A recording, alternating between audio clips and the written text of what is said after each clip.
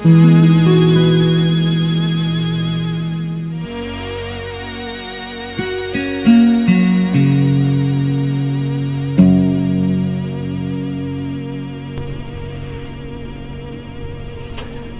1 billion years ago, fungus came to the earth.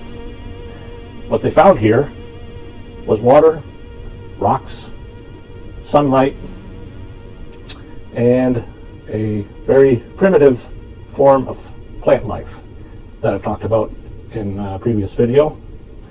And so life was difficult on the earth. What did they do?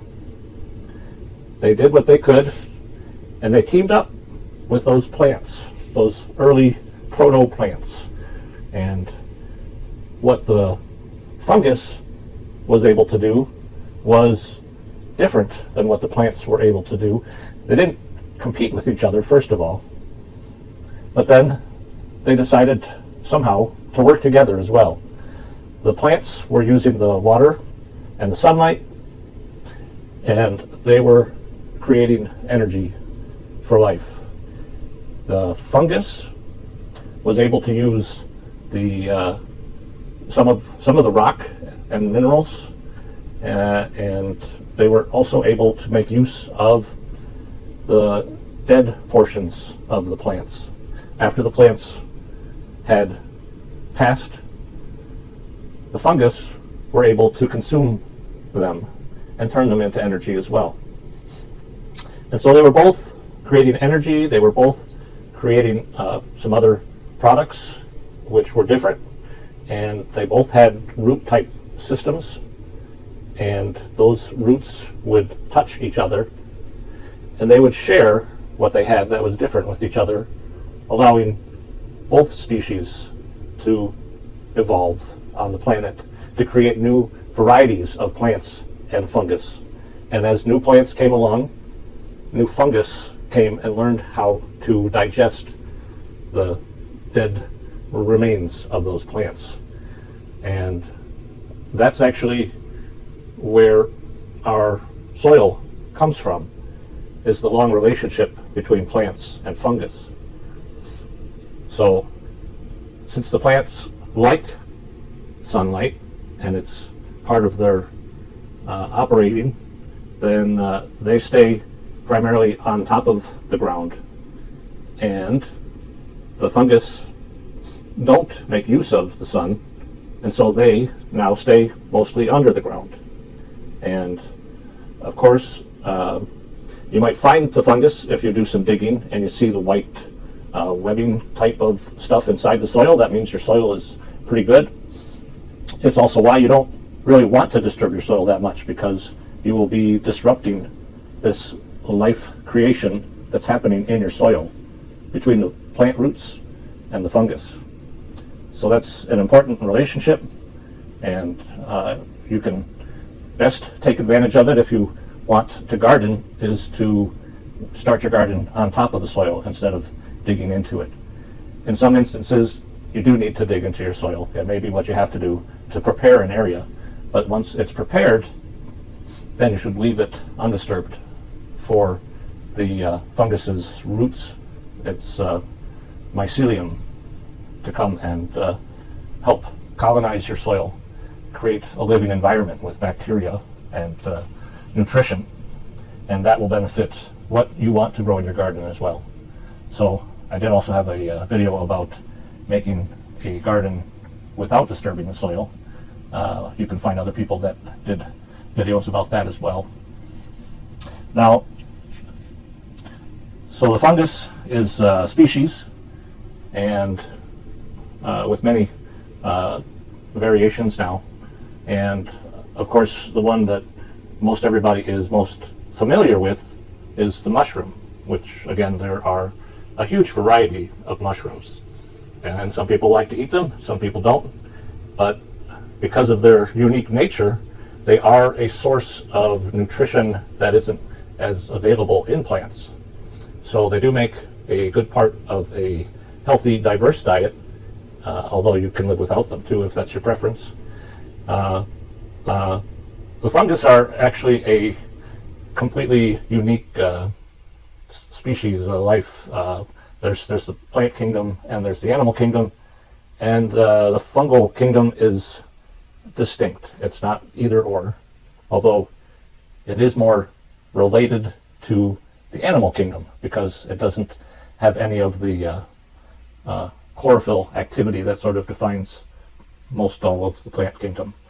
The fungus survive by consuming their environment. So plants, animals, rocks even, like I said, they can eat a wide variety, and they do. They're turning our earth into a more and more abundant place every day, and they're doing some other amazing work. There's a person who was probably most responsible for introducing me to the importance of mushrooms. His name's Paul Stamets. He's an author, a researcher.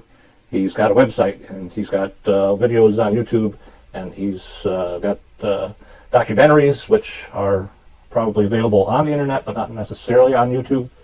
So if you're interested in learning anything more about this, he's a really good resource. I will put links to some of his stuff down in the description, although those links will age, and you'll be best off in the future just doing your own Google searching for Paul Stamets. He's discovered some amazing properties for fungus, and he's also helping to develop uses for it. Fungus is being incorporated in construction, in clothing, in manufacturing. It's becoming products. Paul has a hat that's made out of mushroom that he wears quite often. It's just amazing the things that you'll find if you look into fungus and mycelium. And if you want something positive to think about, to study, to know, that's a really good thing that I've been into a little bit lately. Oh, of course, how could I forget? Magic mushrooms. You were maybe wondering if I was going to get to that. The studies have been started on that again in the last 10, 20 years, and showing some amazing benefits to humans by using some varieties of mushroom that have psychoactive effects. They've proven very effective at treating depression and post-traumatic stress disorder. They are treatments that don't require daily repeated usage.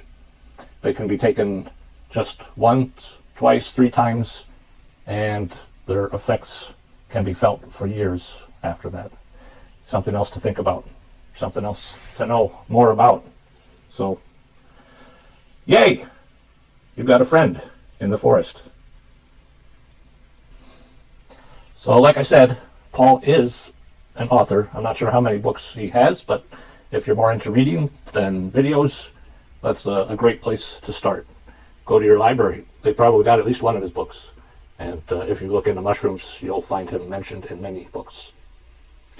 So Paul Stamets has dedicated his life pretty much to communing with mushrooms, with fungus, to learning how we can work together, what mushrooms can do for us, what we can do for mushrooms.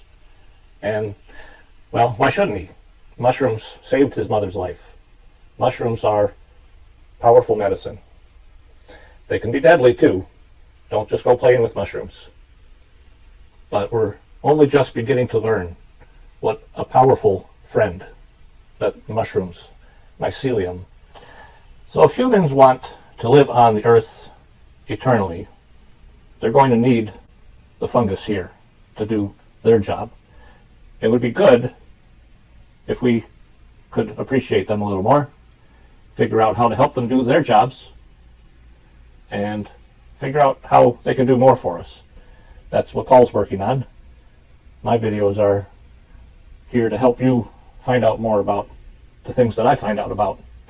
And so I will keep making videos. I appreciate you stopping by.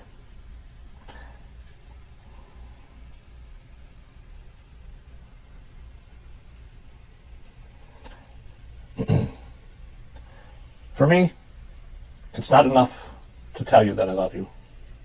I want to show you too. Aw,